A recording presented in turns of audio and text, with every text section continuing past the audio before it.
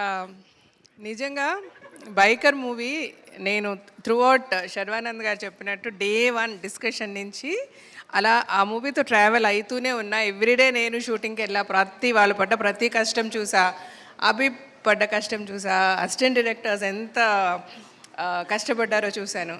ఇంత ట్రావెల్ చేసి even post ప్రొడక్షన్లో కూడా ఐ వాజ్ దేర్. అన్నీ చూసుకున్న తర్వాత కూడా నిన్న నేను సినిమాకి వెళ్ళి చూసినప్పుడు I could move my eyes. నేను అంత ఇన్వాల్వ్ అయ్యా సినిమా చూడగలిగాను. నేను చాలా కనెక్ట్ అయిపోయా సినిమాకి. నాలాగా అందరూ కనెక్ట్ అయ్యారా నాకు తెలియదు.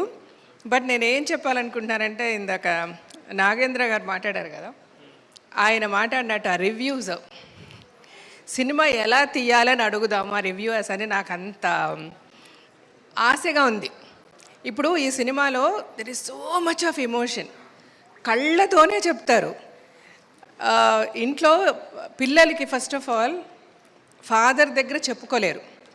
ఓపెన్గా ఫాదర్ ఏమనుకుంటారు, నేను కనుక కొంచెం ఫ్రీగా వదిలేస్తే వాడు లైట్ తీసుకుంటాడు, ఎస్పెషలీ మగ పిల్లలతో వాడు లైట్ తీసుకుంటే వాడి ఫ్యూచర్ ఏమైపోతుందో అని ఫాదర్ ఎక్స్ప్రెస్ చేయడానికి తన మనసులోనే పెట్టుకుంటారు.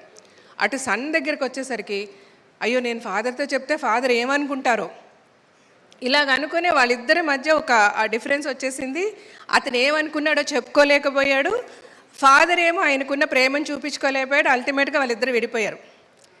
మళ్ళీ వాళ్ళిద్దరూ కలిసి హ్యాపీగా క్లైమాక్స్కి వెళ్ళినప్పుడు నాకు ఎంత హ్యాపీగా అనిపించింది అంటే, ఎన్నో ఫ్యామిలీస్ నేను బతుకు జట్కా బండి అని ఒక టాక్ షో చూసా.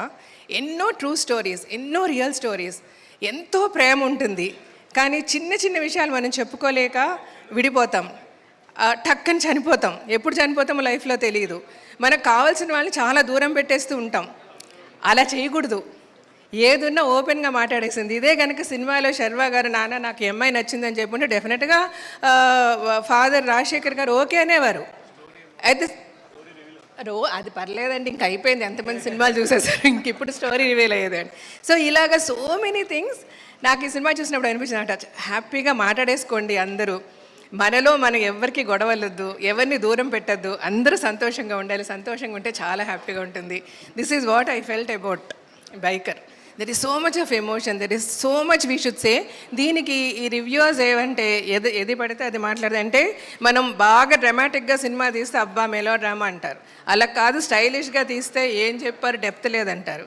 సో ఇవేవి నమ్మకండి. ప్లీజ్ గో టు ద థియేటర్లో సినిమా చూడండి, మీ రివ్యూ మీరు ఇవ్వండి మాకు. దట్ ఈజ్ అంటే ఎంత కష్టపడి సినిమా తీస్తాము, ఎంత ఖర్చు పెడతాము.